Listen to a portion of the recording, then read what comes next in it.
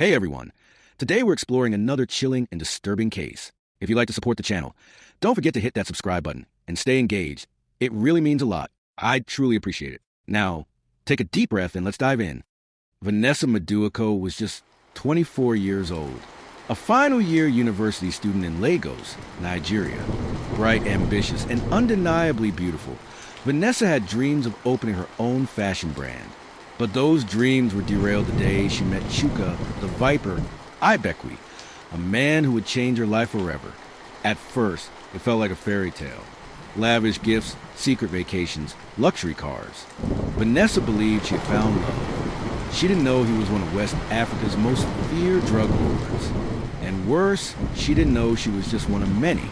But then, Vanessa got pregnant, and everything changed. On a rainy Friday in March, Vanessa told her best friend she was finally going to confront Chuka, demand he take responsibility for their unborn child.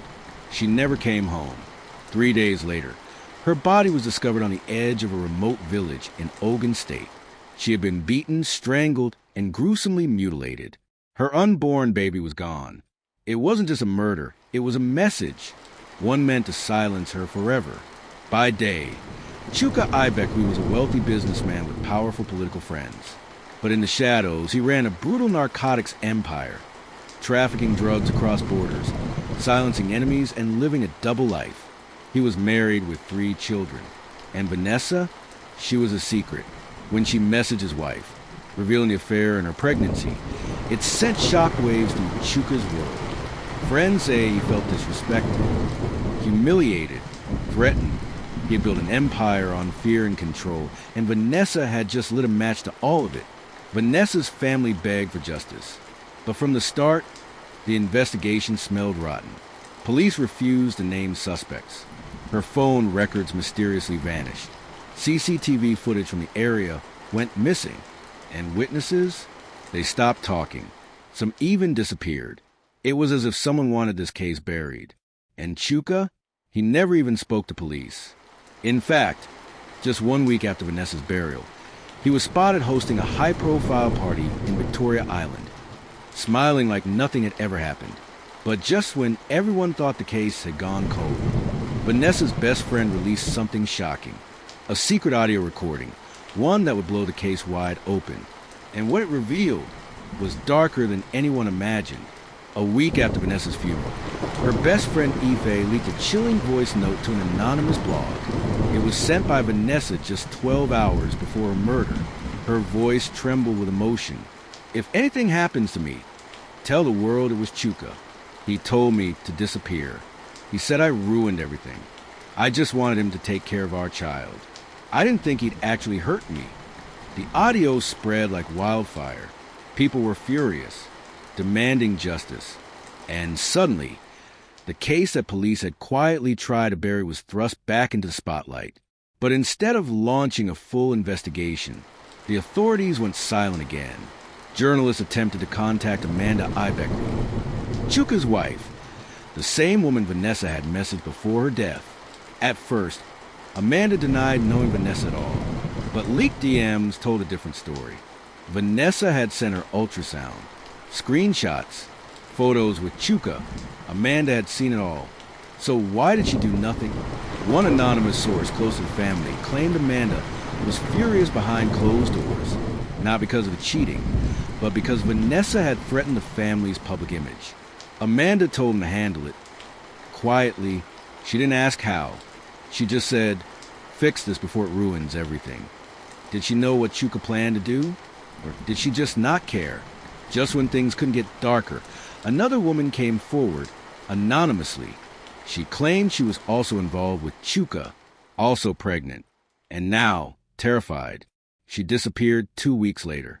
Her phone last pinged near the same rural area where Vanessa's body was found. Police never opened an official case. Her name? Still unknown. That's when people realized this wasn't an isolated incident. This could be a pattern. Digging deeper into Chuka's past, journalists uncovered a shocking detail buried in a 2015 police report. A 22-year-old hostess at one of his clubs was found dead in suspicious circumstances. She, too, was allegedly pregnant. But her death was ruled an overdose, and the file was sealed. 3 women, same pattern, same man, but no charges, no arrests, no accountability. Then, an insider close to Chuka's inner circle agreed to talk, but only under one condition: complete anonymity. And what he revealed: Vanessa's death was just one part of a much bigger operation. The way Chuka cleans things up, he never leaves fingerprints. If you knew what really goes on behind his gates, you'd understand why nobody ever talks. Tucked away in Banana Island, Lagos, Chuka Ibekwe's mansion is a sprawling compound guarded by ex-military men and surrounded by 12-foot walls. Most people only ever saw it from the outside: gleaming gates, expensive cars, private security. But those who worked inside told a different story. A former maid, identified only as Blessing, agreed to speak under protection. Her testimony was terrifying. There were rooms no one was allowed to enter. Girls would come in, young girls, students. Sometimes they'd stay for days, sometimes they'd leave crying, and some we never saw again. She described screams late at night, bloodstains that had to be cleaned before VIP guests arrived, and phones being confiscated from every girl who entered. Blessing says she quit after finding what she called a small pink onesie torn and soaked in blood. Phone records placed Vanessa at Chuka's mansion just 48 hours before her body was found. She had lied to her best friend, telling her she was meeting Chuka at a hotel. But surveillance cameras at the estate's entrance showed Vanessa's car pulling up that night, alone. She never drove out. When asked, Chuka's lawyer claimed she was never there, and that the footage no longer exists. But leaked security logs told a different story. Her name was written in the guest book. Time of entry, 8:12 p.m. No time of exit recorded. Several former workers at the house mentioned one room in particular. Vault, windowless, soundproof, always locked. No one was allowed near it, except Chuka and a man his staff only referred to as pastor. But this man wasn't a real pastor. He was a spiritualist who allegedly performed cleansing rituals after accidents. According to Blessing, anytime someone bled in that house, he came, and after Vanessa's visit, he came twice. Just as investigators began reviewing this new testimony, the blog that first leaked Vanessa's voice note received another anonymous tip. It was a photograph, a blurry image taken from a hidden phone camera inside Chuka's house. In the background, a pregnant woman is sitting on a sofa, crying. The timestamp? The same day Vanessa disappeared. But here's the twist. It wasn't Vanessa. So, who was the other pregnant woman? And where is she now? Investigators used facial recognition technology to enhance the leaked image. The woman in the photo was quickly identified as Ruth Ajibade, a 23-year-old hairdresser from Ibadan who had gone missing 2 months before Vanessa's murder. Ruth had reportedly told her sister she was dating someone powerful and moving to Lagos for a better life. She vanished a week later. Her family filed missing persons report, but it never made the news. According to her sister, the police told them she probably ran away with a man. Now, her face had surfaced inside a mansion tied to another murdered woman. Coincidence? Or evidence? As investigators dug deeper, they discovered a disturbing pattern. Over the span of 5 years, at least 11 young women connected to Chuka or his businesses had vanished. Most were poor. Some were university students. Others worked as dancers, club promoters, or Instagram influencers. All had ties to Chuka through parties, sponsorship deals, or secret relationships. And every single one of their cases had one thing in common. They were either ignored or quietly closed. Whispers began to circulate that Chuka ran an elite escort ring, supplying women to politicians, foreign investors, and spiritualists. These women were allegedly housed, controlled, and discarded when they became problematic. Vanessa became problematic. Ruth, too. So what happened to the rest? Then came the twist no one saw coming. A woman who once lived inside Chuka's mansion, under a fake name, came forward. We'll call her Mimi. Her story was horrifying. At first, he treated us like queens. Gifts, flights, money. But it was all a trap. The moment you got pregnant or refused sex, you were done. Girls were sent away. Some screamed, some bled, some just vanished. The vault? That's where he took the ones who threatened him. She claimed she saw Ruth, heavily pregnant and crying, just days before Vanessa arrived at the mansion. She also claimed she overheard a phone call between Chuka, the mysterious man, referred to only as the Reverend. He said, "The girls are becoming a liability. You know what to do." Mimi escaped after faking a mental breakdown and said she has been hiding ever since, terrified she'll be next. Mimi handed over a list of names. Other women still believed to be part of Chuka's network. But here's the problem. 3 of the women she listed are now dead. 2 are missing. And 1 was just found in a psychiatric facility, drugged beyond recognition. How did she get there? Records show she was involuntarily committed by an unknown sponsor. The facility, owned by one of Chuka's shell companies. So now, the case isn't just about Vanessa. It's about dozens of women, possibly trafficked, silenced, and buried under a web of wealth, violence, and spiritual manipulation. Meet Kelechi, Chuka's former personal driver. He contacted a journalist through an encrypted messaging app and agreed to speak under one condition: anonymity. He had worked for Chuka for nearly 6 years and had seen everything. His confession started with a haunting sentence. They weren't just killing these girls, they were offering them. Kelechi claimed that Chuka was deeply involved in occult practices tied to wealth and power. Every time a major deal was at stake, especially international shipments, there would be a ritual. And those rituals, he said, required blood, female blood, pregnant female blood. Kelechi spoke of a man known only as the Reverend, a self-proclaimed prophet who wore white robes, drove blacked-out SUVs, and entered the vault under armed protection. But he wasn't a church pastor. He was a ritual priest, brought in for cleansings that took place behind the mansion's soundproof doors. He would bless the house with oil, then ask everyone to leave. I once saw him walking with a baby goat and a machete. The next day, a girl was gone.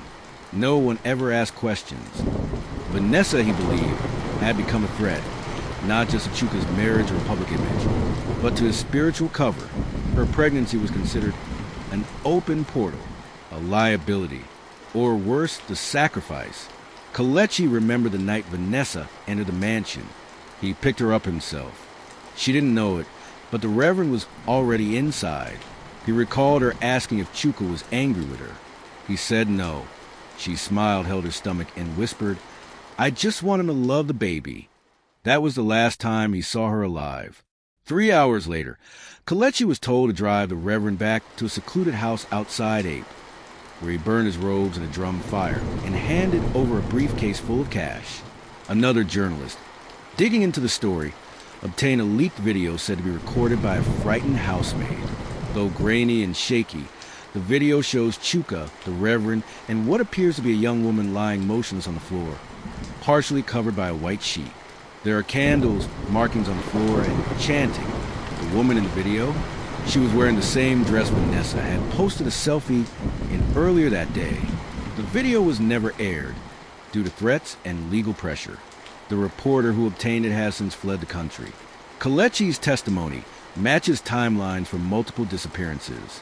Girls would be brought in, usually pregnant, then vanish. Each time, Chuka's business would suddenly expand. A new shipping lane, a foreign contract, a blessing. It was wealth soaked in blood. And now, Kelechi feared he could be next. If anything happens to me, it's because I talked. But someone has to. Those girls didn't die for nothing. But just when you think it can't get darker, the Reverend's real identity is finally revealed, and the name behind the robe shocks the entire country. His real name is Prophet Elijah Nady, founder of Kingdom of Fire Apostolic Ministry, a mega-church based in Port Harcourt with over 50,000 followers. Publicly, he's known for miracle crusades, televised healings, and high-profile spiritual consultations with politicians, celebrities, and businessmen. He's been photographed with governors. He's blessed the homes of oil tycoons. But behind the holy mask is a man accused of trafficking in dark power for profit. An anonymous whistleblower inside the church leaked a confidential archive of ritual logs, burner phone records, and bank transfers. Among the documents, A monthly cash payment from one of Chuka's shell companies to Prophet Yen, a ritual calendar with symbols marked on the exact night Vanessa was killed. Names of 4 other young women marked as offerings, paid in full. One of the names, Ruth Ajibade. Another, still missing.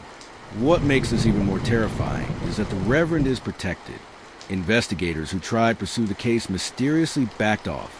One detective was transferred to a remote outpost within 24 hours of requesting a search warrant. Another received a threat on his child's life. Insiders say the Reverend acts as a spiritual fixer for powerful men, cleansing their sins, removing obstacles, and blessing deals with rituals that go far beyond prayer. These men believe if they feed him blood, their enemies will fall, their money will multiply, and they'll never get caught, said one former follower. We contacted Vanessa's family to confirm whether she had ever mentioned religion, fear, or any strange experiences in the weeks before her death. Her mother broke down in tears and said, "She told me once that Chuka said the baby was cursed, that he needed to clean her. I begged her not to go to him again. She said, 'It's just one last meeting.' He promised to make things right. That was the last call I got. Then came the biggest leak yet, a full-length video from inside the vault. It was shared anonymously with an international human rights group. In it, the Reverend is seen leading a ritual, surrounded by candles and robed assistants. A woman lies on the ground, unconscious or possibly drugged. Her stomach is visibly swollen. At one point, a phrase is heard, "This one will break the chains. Her blood will open the gates." The video ends before the ritual concludes. Authorities have since labeled the footage doctored, but digital forensics confirmed it is 100% authentic. And just as pressure mounted for Chuka and the Reverend to be arrested, the whistleblower disappeared, vanished without a trace. The files, gone from the cloud. And 1 week later, the pastor preached at a political event, smiling, waving, untouchable. One woman steps out of the shadows with a secret so powerful it could take down the entire operation. But speaking out could also get her killed. We'll call her Nina. She was 22 when she met Chuka at a private club in Abuja. A former beauty queen with dreams of becoming a model, she was quickly swept into his world. Gifts, promises, and private jets. But like Vanessa, Nina got pregnant. And like Vanessa, she was pressured to terminate. When she refused, everything changed. She was threatened, drugged, and taken to the mansion. But she survived barely. And now she's talking. Nina says she only survived because she overheard a conversation between Chuka and one of the security men the night she arrived. He said, "I will be gone by morning," that I needed to be cleansed before the deal goes through. That night, she stole a housemaid's phone and made one desperate call to a cousin in the military. He arrived at the mansion with an unmarked vehicle and fake documents claiming she had tested positive for Ebola. Out of fear, the guards let them through. She was smuggled to a private safe house in Ghana, where she has lived ever since. Before escaping, Nina grabbed a small USB drive she saw Chuka remove from a safe. She didn't know what it contained until recently. Inside were encrypted ritual logs, photographs, transaction histories, and multiple security camera clips, including footage of Vanessa entering the vault and never coming out. One video, time-stamped the night Ruth Ajibade vanished, shows a Reverend leading a barefoot, crying girl into a candlelit room. The girl appears drugged. Her name tag? Ruth A. This drive, Nina says, is the kill switch. If anything happens to me, the contents of this drive go to the international press. And if I survive, they go to the people. Despite mounting evidence, no one has been arrested. Chuka Ibekwe remains a free man, expanding his real estate empire and making appearances at charity galas. The Reverend continues to preach, sell books, and counsel politicians. Their names? Never even mentioned in official statements. Behind the scenes, multiple officers have been reassigned, silenced, or threatened. One reporter's car was set on fire. Another received a funeral wreath on her doorstep. Vanessa Maduako, Ruth Ajibade, Blessing IB, and possibly dozens more. Women whose only mistake was trusting the wrong man and believing their voices mattered. They thought they could bury the truth by burying the girls. But the truth doesn't die. It waits. This is a story of a drug lord who hid his darkest secrets behind money, religion, and silence. But as long as women like Nina keep talking, that silence may finally be broken. What are your thoughts on this case? Share your thoughts in the comments below. And don't forget to subscribe to the channel to stay updated with more stories, where each case isn't just about crime, but also offers a lesson for life.